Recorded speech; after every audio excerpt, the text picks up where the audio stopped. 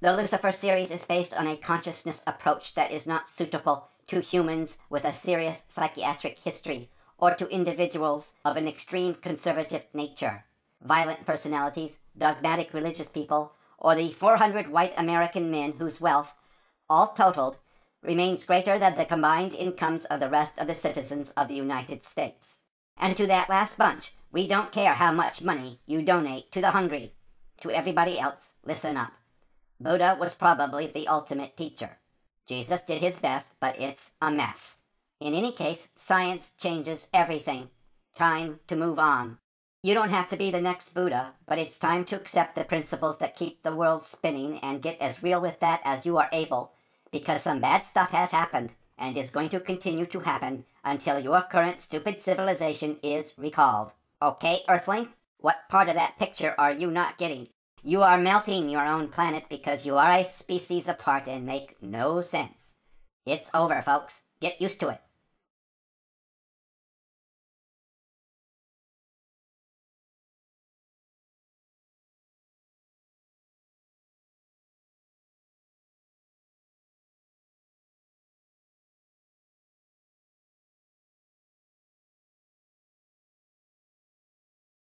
Yes, and hello, my friends from your Uncle Lucifer.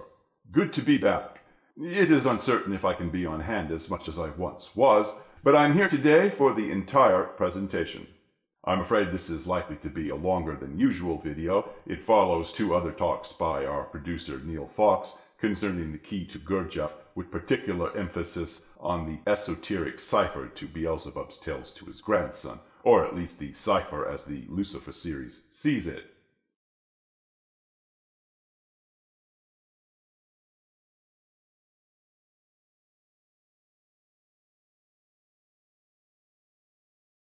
We could have squeezed everything into one 20-minute discussion and left it at the bare bones of how it is that the year 223 by objective time calculation is one and the same with 1921 AD. But we are committed to including among our viewers those who may not be very familiar with Mr. G, and this requires pointing out a few things that may be old hat to more advanced readers of the literature. Now, if I may continue where our producer left off, the topic was Gurdjieff's make-believe secret society, the Sarmoung Brotherhood, which he describes in his meetings with remarkable men.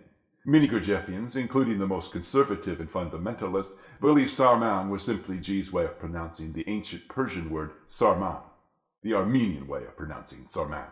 Gurdjieff was a Greek Armenian.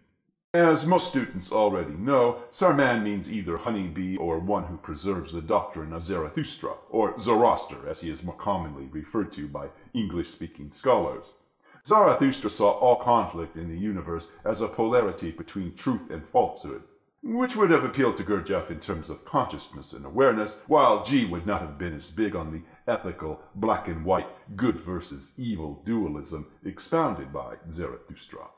The allusion to a honeybee, of course, is usually taken to be one sense of a legitimate teacher of consciousness as a messenger who pollinates the garden of humankind, as it were, much as a bee might do, buzzing from flower to flower. Generally, this is all very established thinking in most Gurdjieffian circles, with perhaps a measure of deference for the Tibetan monasteries located in the Zur-Man region of Tibet. You know, Sarmoung, sounding a bit like Zur-Man, which I will discuss some other time. It is, after all, the Sufi connection that is the bottom line to Gurdjieff, hence the relevance of Persian and Arabic. Anyway, the standard view of the word Sarmoung as Sarman is well known and quite agreeable to the Lucifer series, all of it absent much in the way of controversy for traditional Gurdjieffians one way or another. But this being the Lucifer series, controversy is seldom far from what we might have to say about something.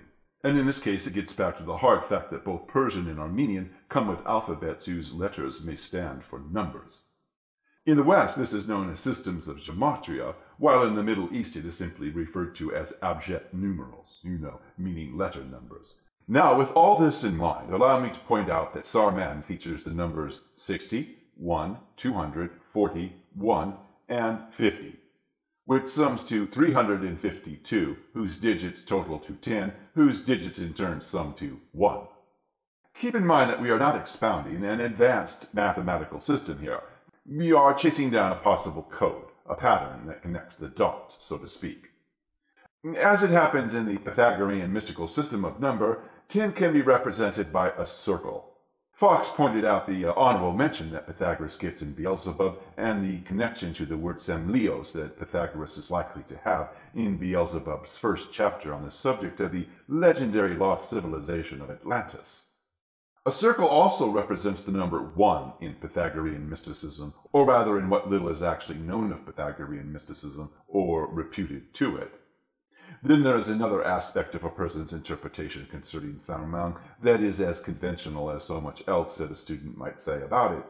And this is the assumption that because Sarmoung is a Persian word, it suggests that the Sufi Naqshbandi sect going by the Persian name of the Khwajagan and mentioned on at least one occasion by Gurdjieff in connection to the Sarmoung Brotherhood might very well be his real reference here.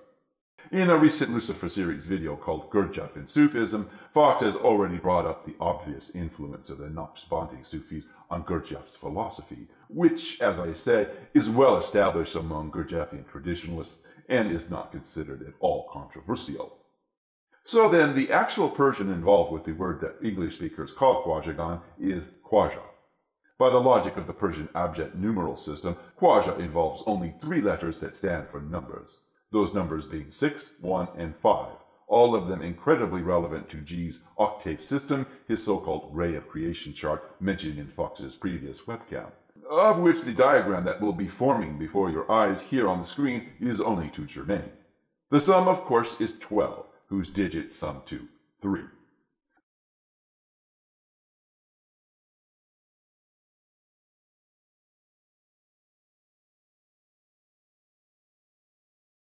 But the Persian abjad numeral system is a little different from Arabic, and while Arabic spells Khwaja exactly the same, these same letters sign for more numbers than the Persian rendering has it.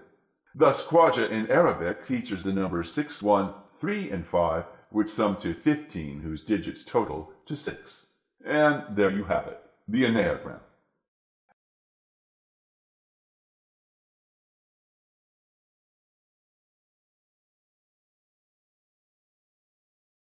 As for the word Sarmoung itself, there are several possible ways of spelling something that might sound like Sarmoung in Armenian, but as it is not an actual Armenian word, one can only hazard a guess.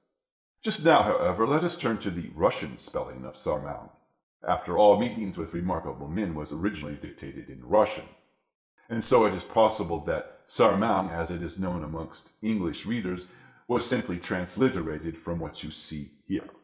In Russian gematria, the numbers would be 200, 1, 100, 40, 70, 400, 50, and 3. This sums to 864, whose digits total to 18, whose digits in turn sum to 9, the 9 points of the Enneagram. Moreover, taken together, the Persian spelling of Sarmoung and the 2 abjad approaches to the word Khwaja and this Russian spelling here of Sarmoung would total to 901. Whose digits would sum to 10, whose digits in turn, of course, would total to 1. All roads lead to the oneness of all and everything, all that is.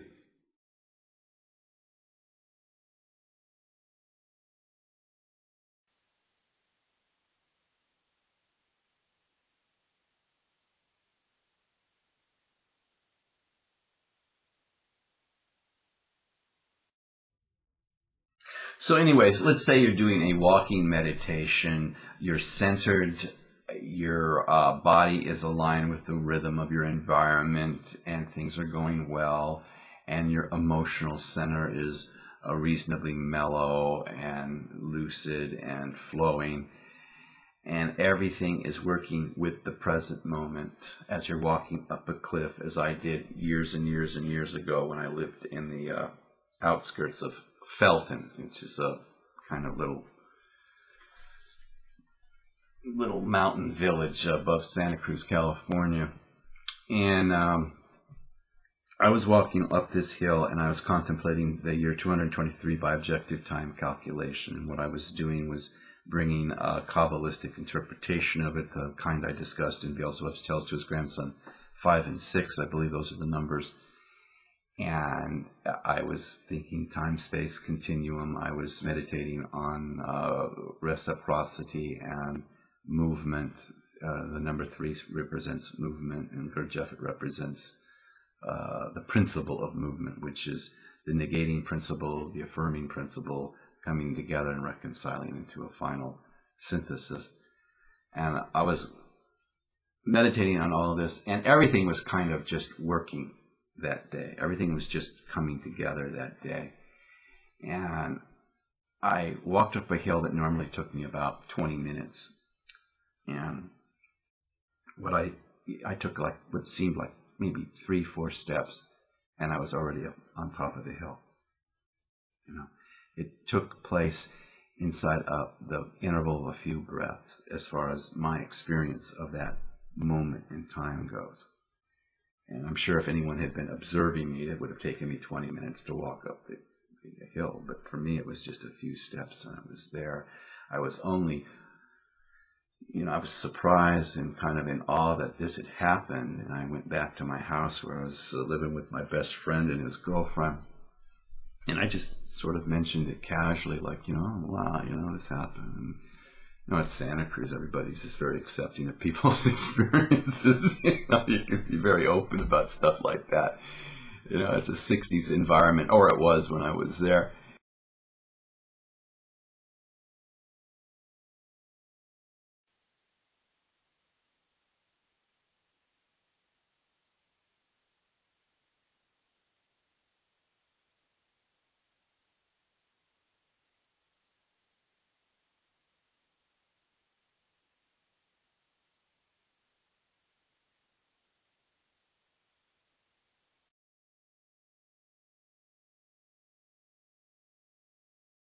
There is only here and now, the immediate present, the present that has the total attention of your physical senses and perceptions, the attention of your emotions and of your thoughts, because this is where abides the source of those sensations, perceptions, emotions, and thoughts. Be here and now thus outwardly, and be here and now inwardly, psychically, as where sensation and emotion converge with the union of emotion and thought, giving rise to one's intuition. There lives the impulse forward and ever further. Further is where the power is. Moments will come when your basic experience of time will alter.